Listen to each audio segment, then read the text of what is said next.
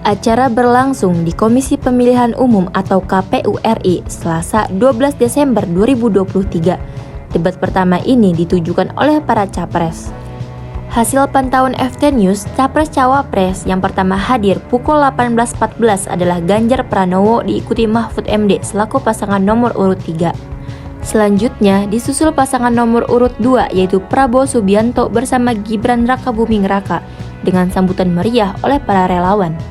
Dan di 5 menit terakhir, tepat 18.55, datang pasangan nomor urut 1 yaitu Anies Baswedan bersama Muhaimin Iskandar dengan kompak memakai pakaian yang senada.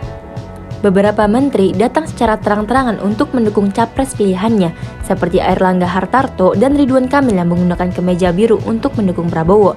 Juga Sutioso, mantan gubernur DKI datang untuk mendukung Anies menggunakan kemeja berlogo Amin, serta Hasto Kristianto menggunakan pakaian merah. Apa? Yang dikuatkan untuk debat malam ini apa? Sudah kuat sana. Nggak, dari 6 tema itu Pak yang akan diunggulkan atau difokuskan oleh Pak Prabowo apa Pak? Pak. Kalian sudah berlatih, sudah diskusi, khususnya saya bersama Pak Prabowo. Malam ini kelihatannya akan luar biasa. Tapi Kalau dia itu saya kira nggak diragukan lagi lah. Dia orangnya cerdas, orangnya pintar ya. Memang dari dulunya dia orang yang well educated gitu. Saya nggak ragu debat ini.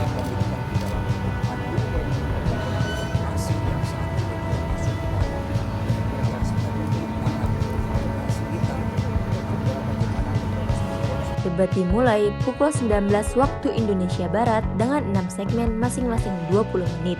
Topik Selasa kemarin adalah hukum, HAM, pemerintahan, pemberantasan korupsi, penguatan demokrasi, dan kerukunan warga.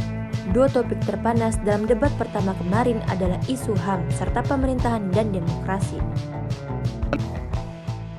Saya harus membaca data untuk mengingatkan.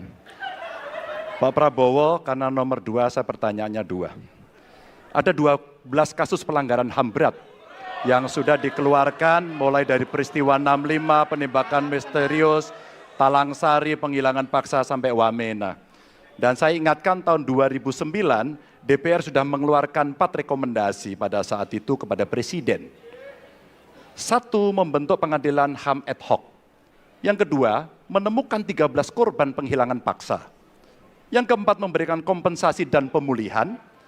Dan yang keempat, meratifikasi konvensi anti penghilangan paksa sebagai upaya pencegahan. Pertanyaan saja 2. Kalau Bapak ada di situ, apakah akan membuat pengadilan HAM dan membereskan rekomendasi DPR? Pertanyaan kedua, di luar sana menunggu banyak ibu-ibu, apakah Bapak bisa membantu menemukan di mana kuburnya yang hilang agar mereka bisa berziarah? Jadi sekian tahun yang lalu kan? Betul. Dan masalah ini ditangani justru oleh wakil presiden Anda. Ya. Ya. Jadi apalagi mau ditanya kepada saya? Saya sudah menjawab berkali-kali, ada rekam digitalnya. Saya sudah jawab berkali-kali. Tiap 5 tahun kalau polling saya naik, ditanya lagi soal itu.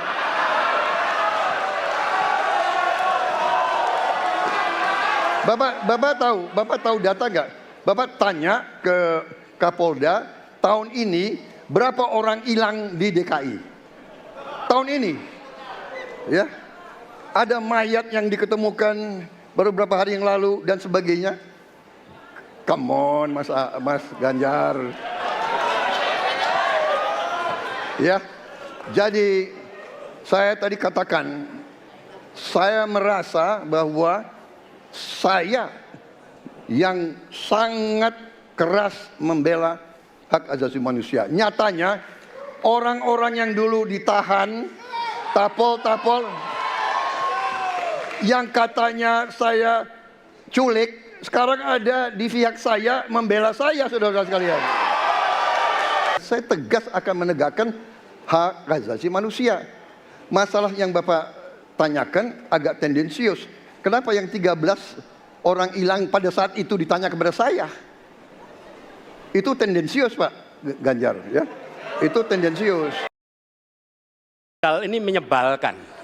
Di seluruh Indonesia kita menghadapi fenomena ordal. Mau ikut kesebelasan ada ordalnya, mau masuk jadi guru ordal, mau daftar sekolah ada ordal, mau dapat tiket untuk konser ada ordal di mana-mana yang membuat meritokratik nggak berjalan, yang membuat etika luntur. Dan ketika fenomena ordal itu bukan hanya di masyarakat, tapi di proses yang paling puncak terjadi ordal, maka rakyat kebanyakan, dan ini saya rasakan beberapa waktu yang lalu, beberapa orang guru berjumpa dengan saya dan mereka mengatakan, Pak, di tempat kami pengangkatan guru-guru itu mendasarkan ordal. Kalau tidak ada ordal, nggak bisa jadi guru, nggak bisa diangkat. Lalu apa jawabannya? Atasan saya bilang, wong yang di Jakarta aja pakai ordal, kenapa kita di bawah tidak boleh pakai ordal? Negeri ini rusak apabila tatanan itu hilang. Partai politik perlu mengembalikan kepercayaan. Tapi di sini ada peran negara.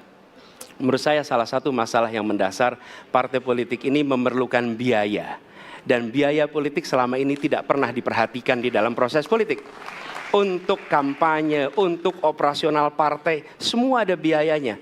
Sudah saatnya pembiayaan politik itu dihitung dengan benar. Ada transparansi, sehingga rakyat pun melihat ini institusi yang bisa dipertanggungjawabkan. Jadi salah satu reformnya adalah reform pembiayaan politik oleh partai politik. Terima kasih. Mas Anies.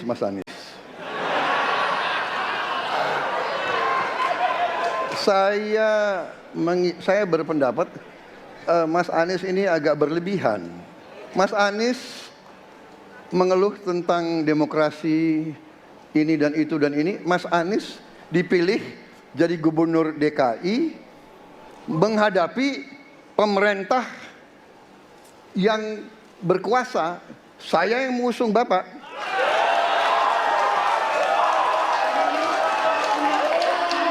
Kalau demokrasi kita tidak berjalan, tidak mungkin Anda jadi gubernur.